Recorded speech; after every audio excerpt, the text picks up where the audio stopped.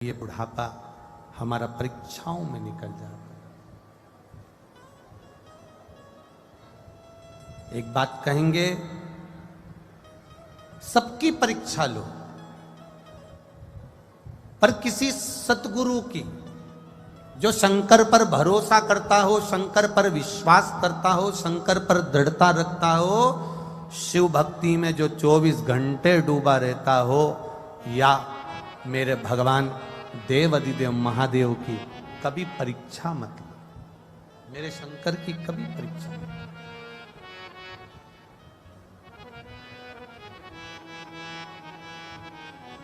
मेरे शिव की परीक्षा से दूर रहिए, मेरे शंकर की परीक्षा से दूर रहिए। शिव की कभी परीक्षा नहीं लेना, शंकर भगवान की कभी परीक्षा ना, शंकर के जो भक्त होते हैं उनकी कभी परीक्षा ना। ज्ञान देने वाले बहुत मिलेंगे आपको, बहुत सारा ज्ञान देंगे, बहुत सारी बातें बोलेंगे, पर हमें उस महादेव की कोई परीक्षा नहीं। हां, शंकर की परीक्षा मत लो, किसी सद्गुरु की परीक्षा मत लो, कोई शंकर के उपासक की परीक्षा मत लो, शंकर भगवान की परीक्षा मत लो, पर उनकी प्रतीक्षा करो, इंतजार करो कि वो कब कृपा करेगा, कब दया करेगा। तेरे मंदिर में आना मेरा काम है और मेरी बिगड़ी बनाना तेरा काम है। तेरी चौखट पर मैं आ ही गया, मुझे दर्शन दिखाना तेरा काम है। आप अपने जीवन काल में जिसका साथ कर रहे हो, जिसका साथ पकड़ रहे हो, उसमें आपकी स्मरणता होना चाहिए कि आप जिसके साथ में हो, उसके साथ में रहकर आप उससे क्या सीख रहे हो।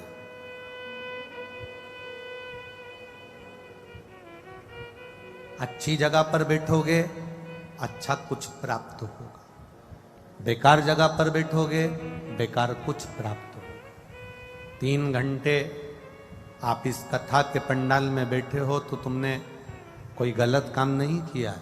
3 घंटे बैठकर कथा के पंडाल में से कुछ ग्रहण किया है। 3 घंटे बैठकर कथा के पंडाल में तुमने कोई झूठ नहीं बोला, कपट नहीं करा, बेईमानी नहीं करी, प्रपंच नहीं करा, कोई गलत कार्य नहीं करा, किसी को अपशब्द नहीं कहे, किसी को ताना नहीं दिया, किसी को आड़ी टेढ़ी बात नहीं बोली। 3 घंटे बैठकर तुमने भजन किया। अच्छी जगह बैठे हो, अच्छा तुमको मिलेगा जरूर, अच्छा तुमको प्राप्त जरूर होगा, ये निश्चित है। एक बात बहुत स्मरण में रखिएगा, यहां से निकलो ना, जब यहां से बाहर जाओगे, एक चाय बाहर जाते जाते ठेले वाले से लेना।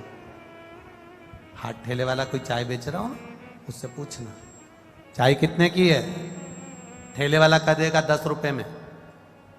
मिलती है ना? अरे बोलो तो जम के, मिलती है। कितने की चाय? 10 रुपए की। ठेले वाले से, हाथ गाड़ी वाले से चाय लेना 10 रुपए की। और आगे जाना, किसी अच्छी दुकान में, साधारण सी दुकान हो, ज़्यादा VIP नहीं, साधारण सी, उसमें जाना, चाय देना कितने की? 15 रुपए की। उससे VIP होटल में जाना, जिसका डेंटिंग पेंटिंग अच्छा हो, थोड़ी साज सज्जा ठीक हो, डेंटिंग पेंटिंग अच्छा हो, चाय देना कितने की? 20 रुपए की। अब 5 स्टार होटल में जाओ, बहुत बड़ी होटल, बहुत बड़ी, और बहुत बड़ी होटल में जाना और वहां जाकर चाय लाना।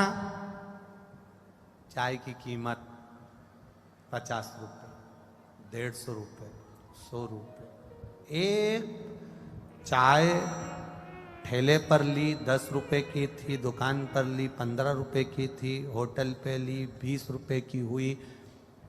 फर्स्ट क्लास में गए तो वो और अलग मिली, और 5 स्टार में गए तो वही चाय 150 की मिली।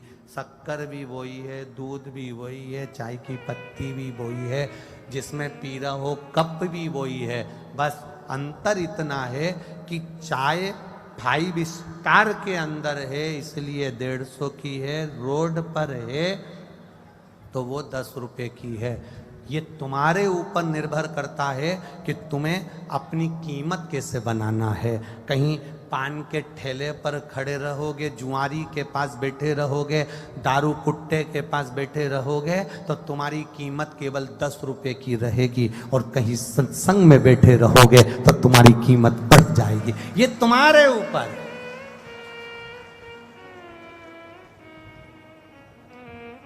ये तुम पर निर्भर करता है।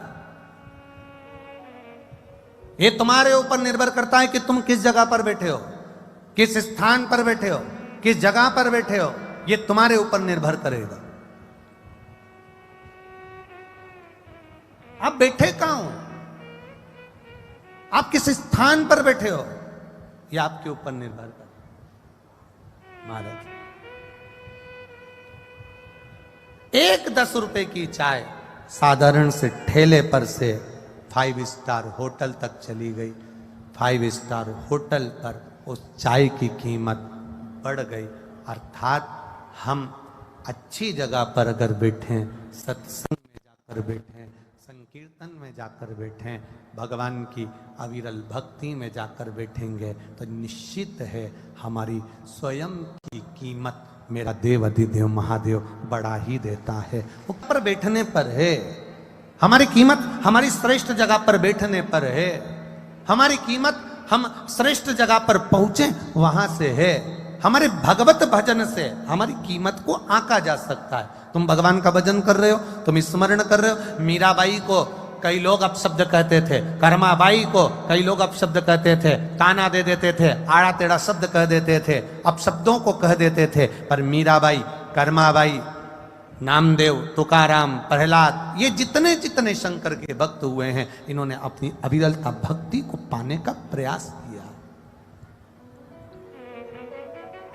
अविरल भक्ति।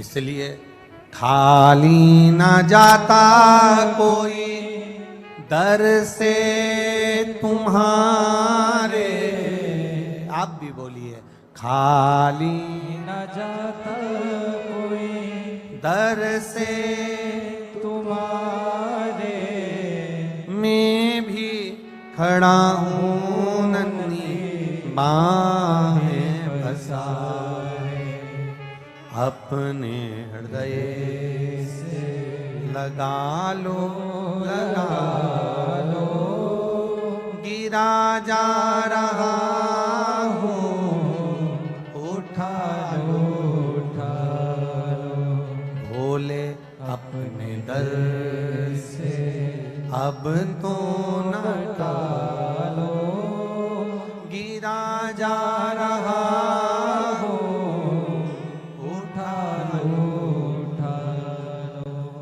शिव की आराधना भक्ति। मेरे महादेव के 3 नेत्र हैं। कितने नेत्र हैं? 3। आपके कितने नेत्र हैं? कितने? 2। ना ना ना ना। शंकर भगवान अगर पृथ्वी पर रहते हैं, मृत्यु लोक में मेरा देव अधिदेव महादेव अगर रह रहे हैं, तो मेरे शिव जी अगर मृत्यु लोक के देवता हैं तो उनके 3 नेत्र हैं। देव अधिदेव महादेव के 3 नेत्र हैं। तो हमारे भी कितने नेत्र हैं? 2 नहीं, 3।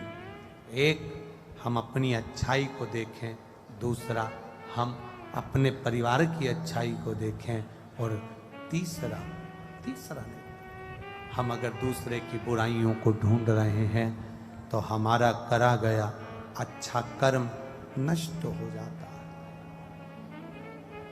3 नेत्र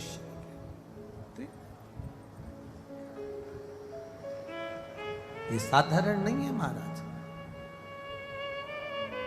अपनी अच्छाई देखना एक नेत्र का काम।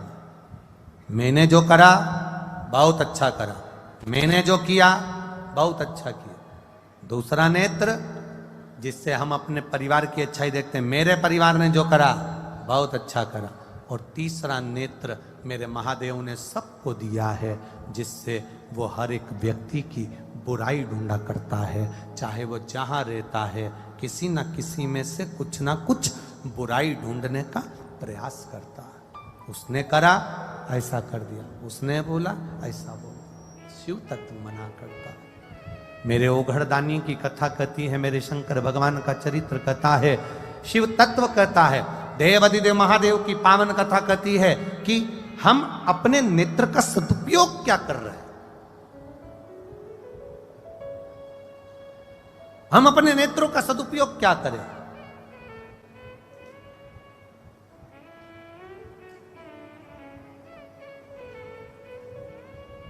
महाराज बड़ी मुश्किल से ये नेत्र मेरे देवाधिदेव महादेव ने दिए, बड़ी मुश्किल से। हम इसका उपयोग क्या कर रहे हैं? जो शरीर मिला, दो मित्र थे, दोनों मित्र शहर में गए, मकान लिया किराए से, मकान किराए से लिया, उसमें रहना चालू कर दिया। एक मित्र और दोनों मित्र रहते रहते कुछ महीने साल निकल गए, कुछ साल निकल गए, और सालों निकलने के बाद में जब साल निकलते गए एक दिन मकान मालिक आया और मकान मालिक ने कहा, दोनों से कहा मकान खाली कर दो, दोनों से कहा मकान खाली करो। अब पहला नंबर का जो मित्र था उसने तो तुरंत मकान खाली कर दिया और अपने गांव को अपने दूसरे मकान में चल दिया तुरंत। अब दूसरे नंबर का जो मित्र था उससे मकान मालिक ने कहा, चलो मकान खाली करो। उसने कहा, काय को मकान खाली करूं? 70 साल 75 साल इस मकान में रहते रहते हो गए, तो मैं मकान खाली काय को करूं? मैं मकान खाली नहीं करने वाला। 75 साल 80 साल हो गए रहते रहते मकान खाली नहीं करूं, नहीं करा। अदालत में केस चला, बाद में मकान मालिक जीत गया, मकान खाली करना पड़ा। पुलिस वाले आए, धक्का दिया, सामान फेंका, मकान खाली। एक ने तुरंत खाली कर दिया और दूसरा अपने मकान को खाली नहीं कर पाया। बड़ी बड़ी विडंबना है। एक तुरंत खाली कर देता है और दूसरा खाली नहीं कर पाता।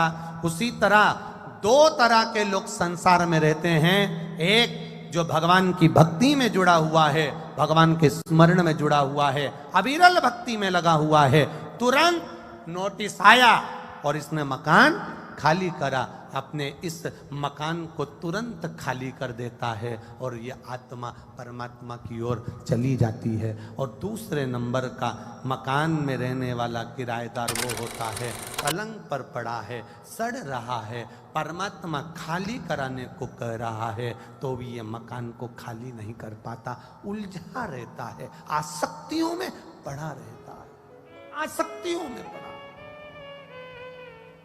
उलझा पड़ा,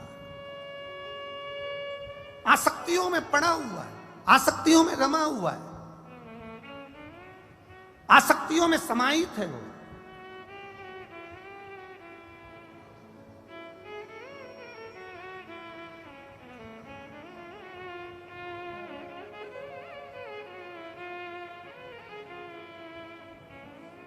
क्या दिया है?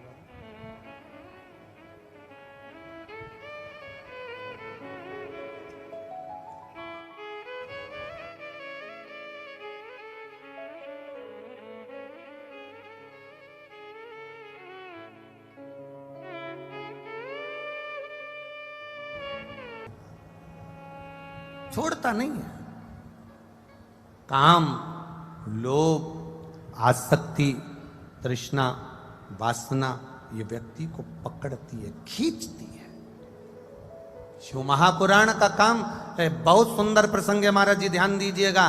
भगवान कृष्ण, दुर्योधन, अर्जुन, शकुनी, सब, भीष्म पितामह, धृतराष्ट्र, गांधारी, कुंती माता, पांडु, जितने भाई हैं पांडव सब एक साथ रह रहे हैं, कौरव जितने साथ हैं सब एक साथ रह रहे हैं, एक घर में रह रहे, एक परिवार में रह रहे। भगवान द्वारिकाधीश का आगमन भी हुआ, जाना भी हुआ, आना भी हुआ, सब मिले जुले, सब प्राप्त हुआ। पर देखिए दुर्योधन और अर्जुन में एक अंतर सबसे बड़ा था।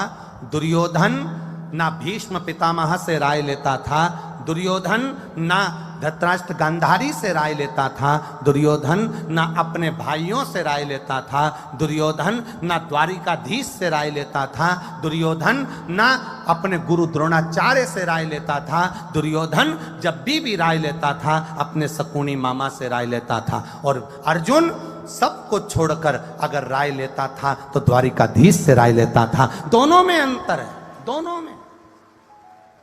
एक आप बैठ कहां रहे हो, दूसरा आप राय किससे ले रहे हो, तीसरा आप भोजन कैसा कर रहे हो, ये आपके ऊपर निर्भर करता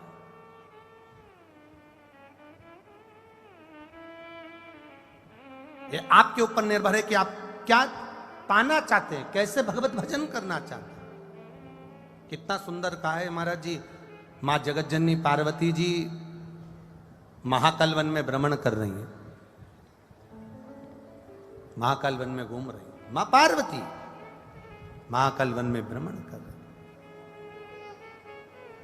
और भ्रमण करते करते महाकाल वन में जब पार्वती जी ने भ्रमण किया, माता पार्वती ने भ्रमण करते करते क्या देखा, माता पार्वती, 4 शिष्य,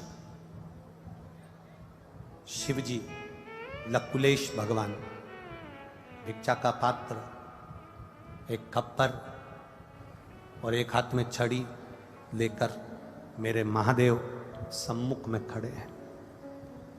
4 स्थान पर मेरे महादेव जी ने, मेरे देवाधिदेव महादेव ने भिक्षा मांगने का प्रयास किया, 4 स्थान। और जब 4 स्थान पर जब मेरे देवाधिदेव महादेव ने भिक्षा मांगने का प्रयास किया, वो 4 स्थान सहजता के नहीं थे। देवाधिदेव महादेव ने उन 4 स्थान पर जहां पर लकुलेश बनकर भिक्षा मांगी, वो सहज स्थान नहीं थे, वो साधारण स्थान नहीं थे। पहला, मेरा देवाधिदेव महादेव जहां से कुछ प्राप्त कर रहा है, वो कोई साधारण सा एक जीव जिसके दरवाजे पर मेरे लकुलेश भगवान खड़े हुए हैं, साधारण, एकदम सहज, एकदम सिंपल। आवाज लगाई मेरे महादेव ने, अलख निरंजन हर हर। मेरे महादेव ने आवाज लगाई, तेज आवाज लगाकर, तुरंत उसी पथ पर आवाज लगाकर कहा, भिक्षाम देहि। लकुलेश भगवान भिक्षा मांग रहे हैं, बहुत भूख लगी है, दीजिए भिक्षा। हाथ जोड़कर एक साधारण सा जीव, उसको दुनिया के लोग साधारण को गरीब समझ लेते हैं और गरीब को साधारण समझ लेते हैं, ये गलत फहमी है। शिव कथा कहती है, जिसको भगवान ने पूरा शरीर दिया है, 2 नेत्र दिए हैं, वाणी दी है, श्रवण शक्ति दी है, पांव दिया, हाथ दिया, याद रखना दुनिया के लोग कह दें कि ये गरीब है, कभी मत मानना। अगर भगवान ने पूरा शरीर ठीक दिया है, नेत्र दिए, वाणी दी, श्रवण शक्ति दी, पूरा शरीर, हाथ पैर सब अच्छा दिया है, तो महादेव को धन्यवाद देना कि तूने गरीब बनाकर पैदा नहीं करा, मुझे करोड़पति बनाकर पैदा करा कि शरीर अच्छा है।